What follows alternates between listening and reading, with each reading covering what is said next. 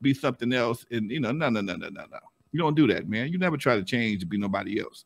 You let people come. If they like what you're doing, you let them come and gravitate towards you.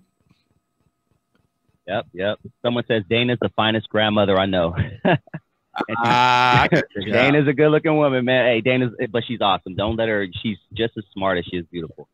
D-Cause has a good question, Lonzo. We've talked about this several times in the past, but we have new listeners and viewers tonight, so why not delve into it and kind of give us some background? But D-Cause says, hey, Lonzo, quick question. In the early 90s, did you ever hear of a secret meeting with record executives to change the narrative of hip-hop music to populate private-owned prisons? You talked about it. Give it to us. Go for it. Yeah. No, I didn't hear about it at the time.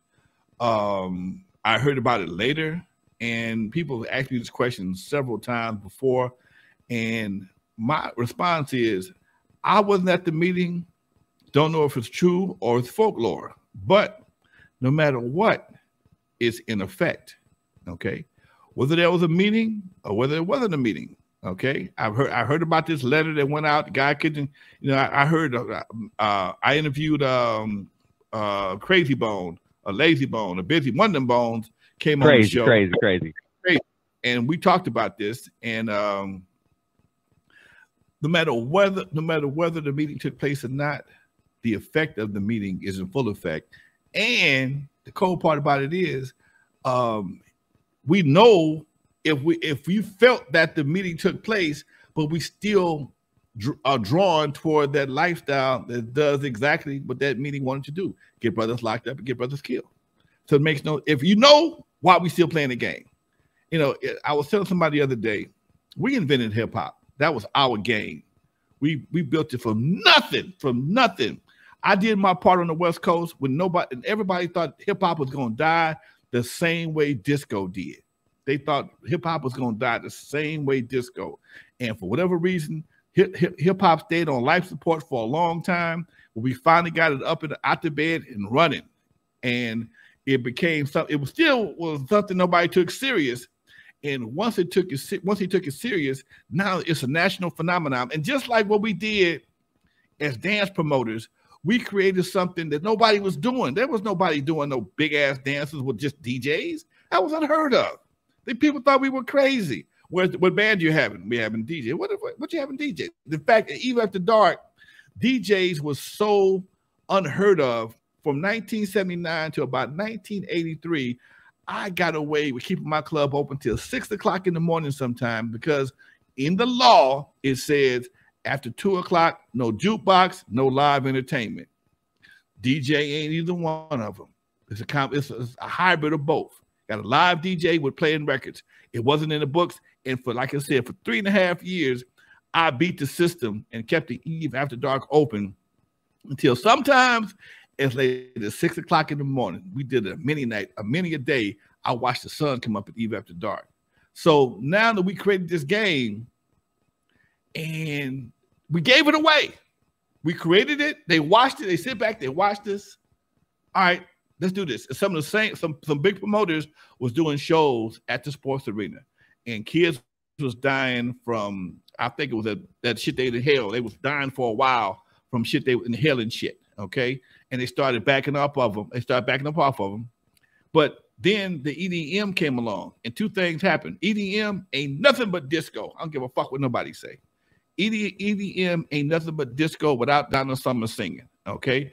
A lot of it is strictly music, but it's the same up-tempo, high-energy music that we had back in the 70s that got killed off. Because my theory was because white men can't dance. That was my theory. That's my theory. It had nothing to do with YouTube, Dusty. That's just my theory. Because when you had a disco, if you ever went to a disco, you saw your brother, the brothers twirling white girls around like they was rag dolls, and they was loving it. Meanwhile, the brothers, everybody wasn't John Travolta. Trust me. Anyway, they ended up killing off disco. We invented hip hop shortly after that. 1978, 77, hip hop popped his head up around on LA. And nobody thought it was going to last. And we took something, but there was no instruments, there was no drum machines in the beginning. It was musicians. And then folks started beatboxing. People was beatboxing, making beats, and people was rapping on top of it. They was beating on desktops in school, whatever the case may be. And that was a game that we invented. We invented the game of hip hop. Nobody, no, I don't care. I'm not gonna argue with nobody about where it came from, whether it started in New York, or I know it started in New York. I'm not gonna argue about whether it was Latinos. I'm not gonna do that today. All we know is it was something that the younger generation loved, because even on my side of town, they don't sing. I heard that shit all the fucking time. They ain't singing. But James Brown was doing it. The Watch Prophets had done it. All that shit was back in the 60s, late 60s. They was rapping on Watch Prophets and not Pro Righteous Jesus. Watch Prophets and Escorts, somebody else, Escorts. They was rapping.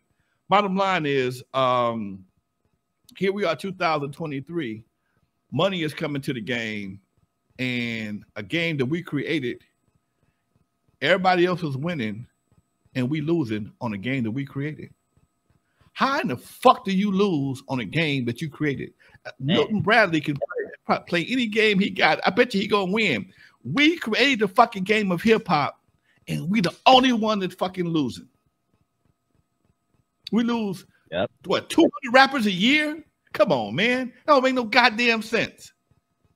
We lost 200 rappers in 2021. I haven't got the counts yet, but hopefully we've lost the last one for this year so far. But we still got 3 weeks left in this year, so ain't gonna tell them what might happen. Meanwhile, everybody say, "Oh man, it's part of the game." And I have to ask you the question again: How is that? How is it that losing is a part of the fucking game? At what part of the game do you fucking win? At what part of the game do you win? Now, understand winning. If you win in the first quarter, the second quarter, the third quarter, it don't count. You got to be winning in the fourth quarter, folks. You got to win in the fourth quarter. You just ahead of the game temporarily.